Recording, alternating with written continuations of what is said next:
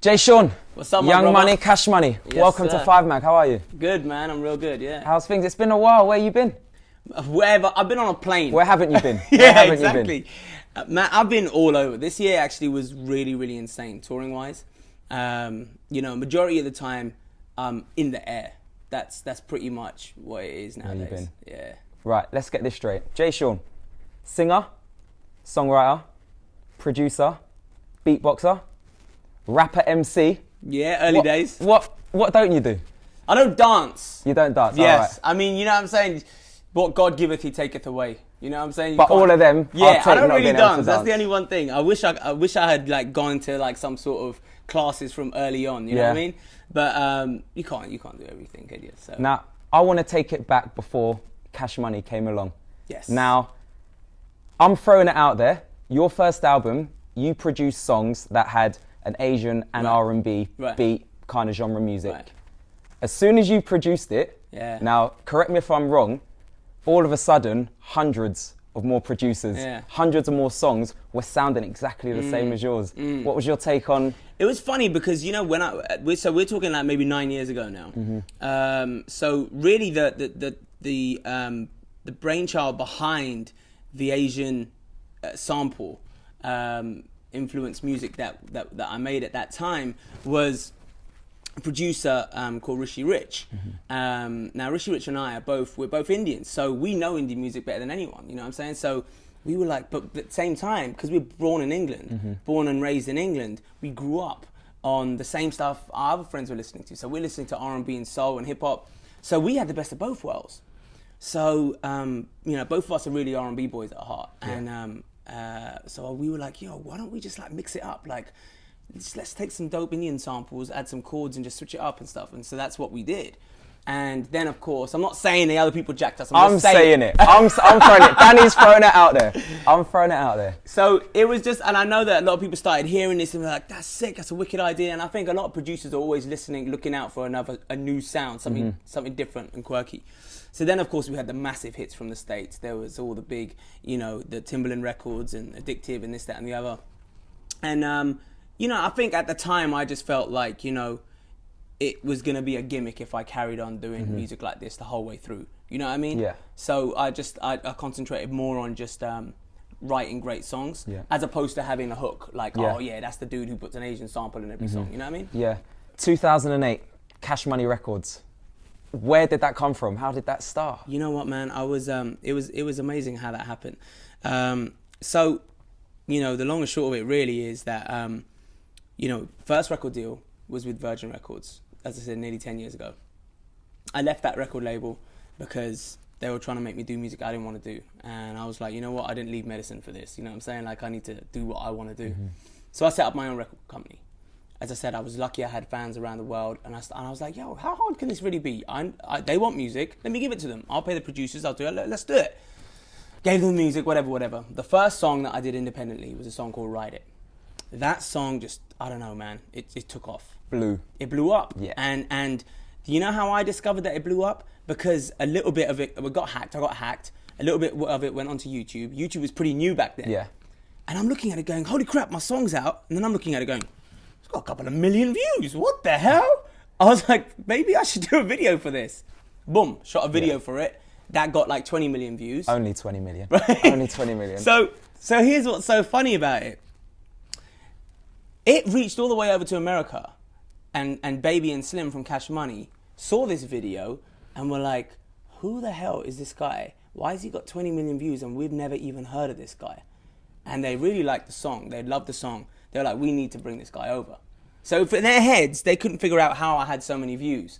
And so obviously they must have figured out, yo, this guy's clearly got the rest of the world as a fan base. Yeah. We need to bring him over to America. And that's literally how it happened, man. I've seen a lot of footage behind the scenes. You guys seem so close. Like you've been together for years. You've known each other lifetimes, and that's strange nowadays. Yeah, you know what it is with, and the thing I love about Cash Money is that, they Baby is one of my favorite people on earth because believe that. Yeah, because he is such a character. You sit across the room from this guy who's worth nearly $1 billion, you know what I'm saying? Yeah. And I look at him and I have to ask him sometimes, what on earth drives you, bro? Like, you got it now. Yeah. And I'll be real with him, like, why? What makes you carry on?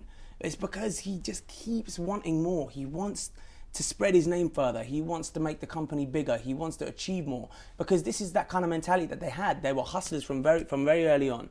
And they were like, you know what? We will show you what we're made of. Yeah. And we won't stop. Because the minute we stop, someone else is going to try to take our place. That's why they don't stop. And every single person who's in that crew has the same mentality. If you were to talk to Wayne and Drake and everybody else, they'll probably tell you the same thing. Yeah. You know, is that they're hungry still. They don't stop. They don't stop working hard. They work real hard. And that's why we get on, I think. There's no ego clashes. Everyone's just on their grind. Everybody just wants to do their best. They want to do their best, you know? What's next for you then? What's next? 2012 is going to be probably one of my, I think, most important groundbreaking years. You know, there's some really exciting adventures that I've been talking to. In fact, I don't want to give too much away, actually.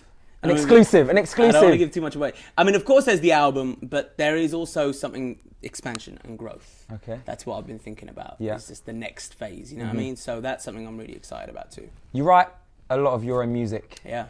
Do you have to be in a certain frame of mind, or can you write when you're moving? I have actually written songs on the road a lot. I've written, I wrote three or four songs while I was on tour. And then I come back to the studio and just, you know, get it done. So is that your process? Lyrics, then beat? And sometimes. Okay. It just depends. Like, for a lot of the Mistress stuff, for example, I worked in a way that I've never really worked before. I got behind the microphone, I chose the beats I wanted, and I got behind the microphone and I pretty much freestyled the whole song. You know, with what I felt. I'd go line by line. I'd never done that. Yeah. So I didn't know what was coming next. I didn't even know what the chorus was going to be until I got there. And that was a really interesting process for me, but I enjoyed it. And then there's other songs where I'll come to the studio and the producers will have like 15 backing tracks ready for me. They're like, all right, Jay, check this out, boom, boom, boom, boom, boom. And then depending on what mood I'm in, I'll be like, that one. Yeah. And if I'm in a good up-tempo mood, I want to write an up-tempo record. If I'm in like a chilled out, mongy mood, then I'm like, yo, I need a ballad. Like, give me some ballads. And then that's it. We'll take it from there. But I just believe, I'm a very big believer, firm believer, that music and songwriting it's not a science, you know what I'm saying? You can study it. You can say, oh, so-and-so was a hit because it was 132 BPM and it had these chords and blah, blah, blah. But man, it's not maths, you know what I'm saying? Like, it's you have to feel it. I feel like I believe that on the day it's meant to be, you know what I'm saying? It's there somewhere, the song's there. You just got to pick all the right pieces on the right day and put it together, you know? Now, you're West London born and bred. Yes. We are here in West London. Yes, representing my ends over here. But where are you based? You seem to be all over the place. You know what? At the moment, I'm based between three bases. I have London, New York, and LA. Okay. And you know, LA is it was a recent shift. I was in New York for 3 years, as well as like London every couple of months. I come in.